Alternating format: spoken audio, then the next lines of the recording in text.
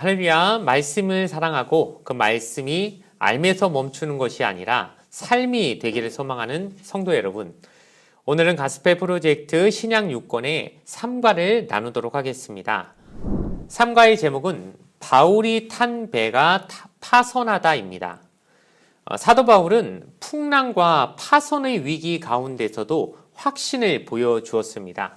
바울의 확신은 그리스도의 약속과 복음에 근거한 것이었습니다. 개인적인 용기가 아니라 바로 예수님이 그에게 직접 주신 약속과 복음이 그의 확신의 근거였다는 것이죠.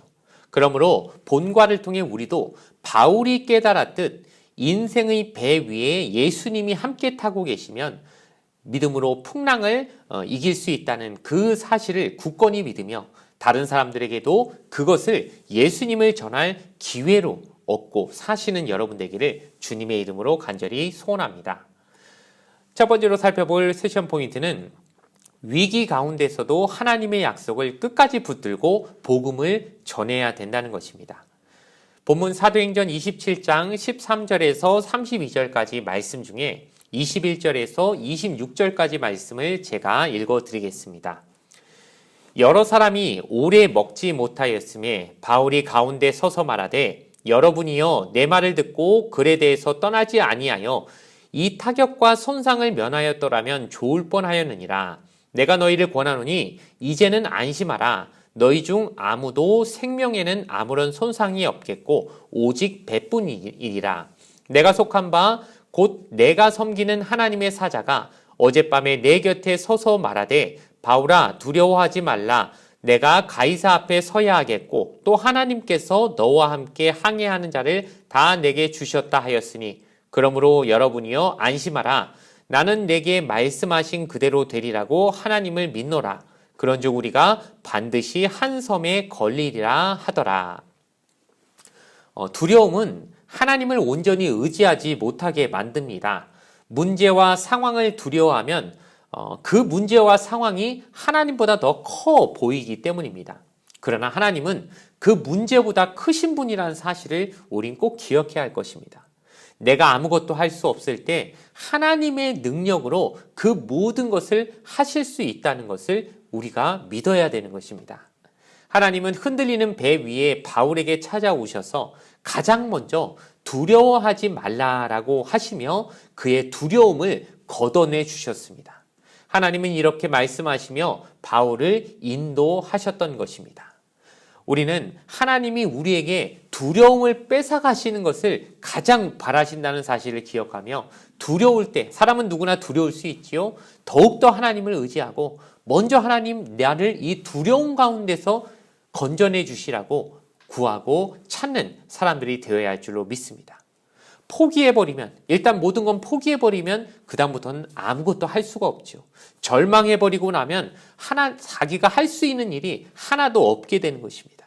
그러니 우리가 하나님 앞에서 두려움을 어떻게 빨리 쫓아버려야 되는 이유는 그것입니다. 사람이 무언가 할 수 있다는 희망이 보일 때 뭔가 하려는 의지도 생기고 그것을 하려고 끝까지 하는 생각이나 계획을 세울 수 있지만 이 희망을 버려버리고 나면 낙심해버리고 나면 이제는 아예 하려는 의지조차 생겨나지 않기 때문입니다.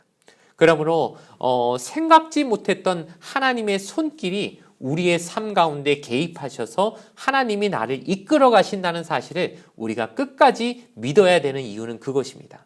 내 상황과 현실을 바라보면 하나님은 어디 계신가? 내가 과연 이렇게 끝까지 가면 그 목표한 지점에 이를 수 있을까? 우린 끊임없이 회의하고 두려워할 수밖에 없지만 하나님은 눈에 보이시지 않지만 이제까지 나의 삶을 이끌어 주셨고 내 삶 가운데 하나님의 보이지 않은 손길이 개입하셔서 나를 붙잡아 주셨기 때문에 앞으로도 하나님은 나를 끝까지 지켜주실 것이다 라는 이 사실을 굳게 믿는다면 아무리 어려운 역경이 우리 앞에 있을지라도 담대히 두려워하지 않고 이것을 이겨내며 나갈 수 있을 것입니다.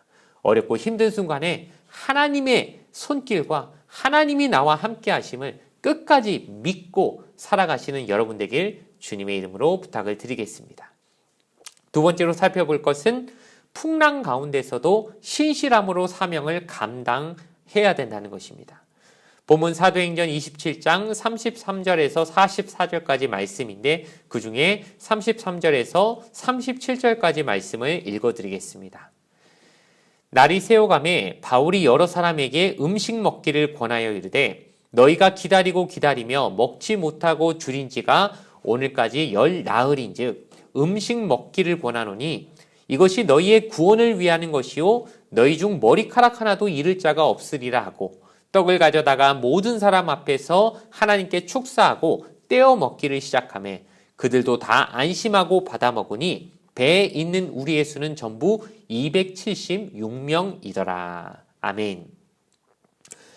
바울은 하나님이 자신에게 전해주신 좋은 소식을 자기 혼자만 알고 있으려고 하지 않았습니다. 오히려 그는 모든 사람이 절망하고 있을 이 상황이 하나님의 약속, 그리스도의 약속을 전할 수 있는 좋은 기회라고 생각했던 것이죠. 하나님은 우리 도움 없이도 세상의 구원을 이룰 수 있으시지만 우리를 사용해서 그 일을 행하시기를 선택하셨다는 것을 우린 꼭 기억해야 합니다. 그러므로 나의 시간, 나의 에너지, 내가 가지고 있는 자원을 다 사용하여서 주님을 온전히 알리는 것이 우리의 존재하는 이유라는 사실을 우린 꼭 기억해야 할 것입니다. 하나님의 주권 아래서 우리의 참된 자유를 누려야 합니다. 그러나 동시에 우리에게 주어진 책임도 따른다는 것을 인정해야 합니다. 우리는 순종하고 영적 훈련을 해야 하며 믿음으로 성장해야 되는 우리의 책임이 있다는 사실을 꼭 기억해야 합니다. 흔들리는 배 위에 같이 우리가 있다 할지라도 우리의 위치는 승객이 아니라 선원이라는 사실을 우리가 꼭 기억하고 비행기도 그 선원, 스튜어디스들은 승객을 살려야 될 책임을 가지고 해야 할 일이 있다는 생각을 가지고 비행기를 타고 있지 않겠습니까? 우리는 그저 배 안에 머물러만 있는 그냥 아무 책임도 없이 있는 사람들이 아니라 이 흔들리는 세상 가운데도 하나님의 사명을 맡은 사람들이라는 생각을 가지고 두려워하는 사람들, 우리와 함께 어려움을 겪고 있는 사람들에게도 하나님의 위로와 그리스도의 약속을 전할 책임을 끝까지 잘 감당해내야 될 것을 우린 꼭 기억하며 그렇게 살아가시기를 부탁을 드립니다. 그럼 우리가 해야 될 여러 가지 훈련들이 있겠지만 제일 기본적인 훈련이 바로 예배라는 것입니다. 예배가 가장 우선시되어야 될 영적 훈련임을 우리가 꼭 기억해야 할 것입니다. 예배란 것은 영이신 하나님과 만나고 고백하는 자리이며 그분의 말씀을 듣는 시간입니다. 또한 기도 역시 매우 중요한 영적 훈련입니다. 기도는 자신의 삶을 돌아보고 하나님의 뜻이 무엇인지 깨닫게 해주는 것입니다. 사역도 유익한 영적 훈련입니다. 사역을 감당하는 가운데 하나님의 마음을 더 깊이 알게 되고 영적인 보람과 기쁨도 느낄 수 있기 때문입니다.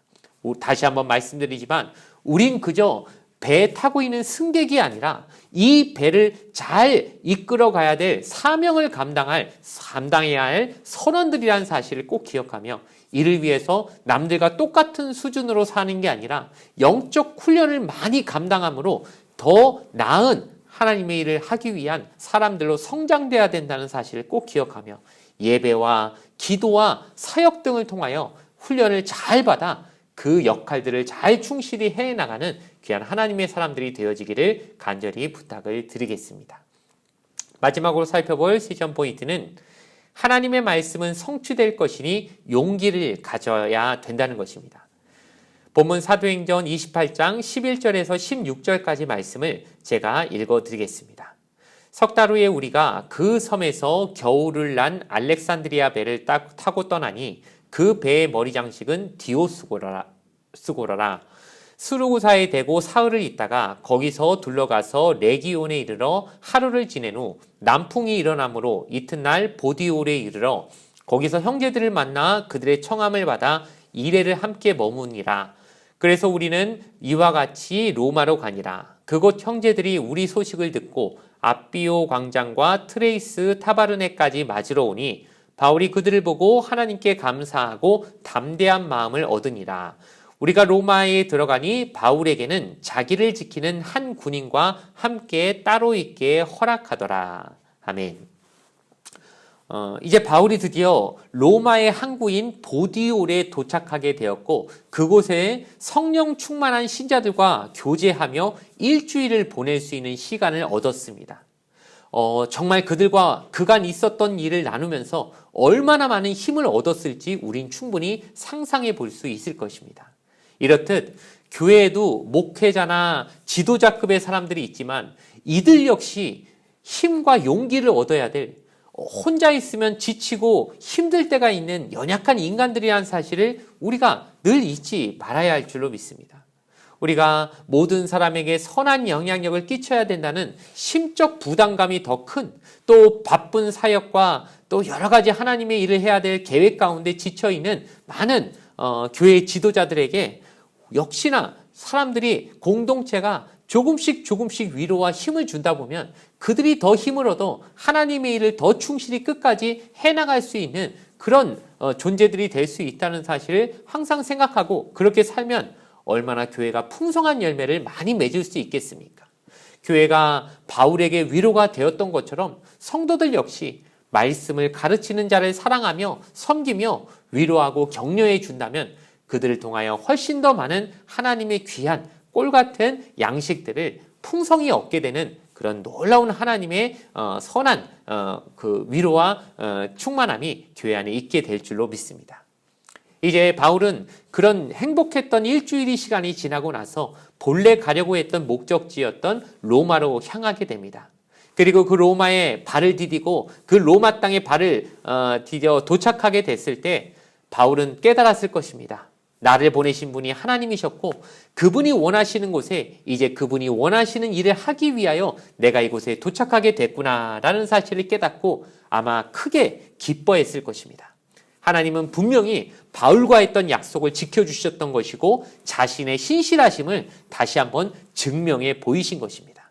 비록 바울은 지금 죄수의 신분으로 로마에 오게 되었지만 오히려 죄수였기 때문에 외부의 공격을 받지 않고 안전하게 로마 군인들의 호송을 받으며 로마까지 올 수 있었고 또 이런 미천한 신분이지만 황제와 직접 대면하여 말할 수 있는 기회까지 얻게 된 것입니다. 이처럼 하나님은 인간이 상상할 수 없는 매우 신실한 방식으로 바울을 인도하고 계셨다는 사실을 우리는 발견하게 됩니다. 하나님은 홍해를 갈라서 그 사이를 건너가게 하시고 또 약속의 땅으로 인도하셨던 아주 놀라운 인간이 상상할 수 없는 일들을 행하실 수 있는 그런 하나님이십니다. 그러니 바울의 삶에도 함께 인도하시고 함께 동행하셨던 하나님이 우리의 삶은 어떻게 인도하시겠습니까? 역시나 그런 하나님을 믿고 반드시 하나님은 자신의 모든 원하는 바를 이루시고 성취하실 것이라는 사실을 기억하며 그것을 신뢰함으로 용기를 잃지 않는 저와 여러분의 귀한 사역의 길들이 되어지기를 주님의 이름으로 간절히 부탁을 드리겠습니다. 이제 이 과의 결론을 내리려고 합니다.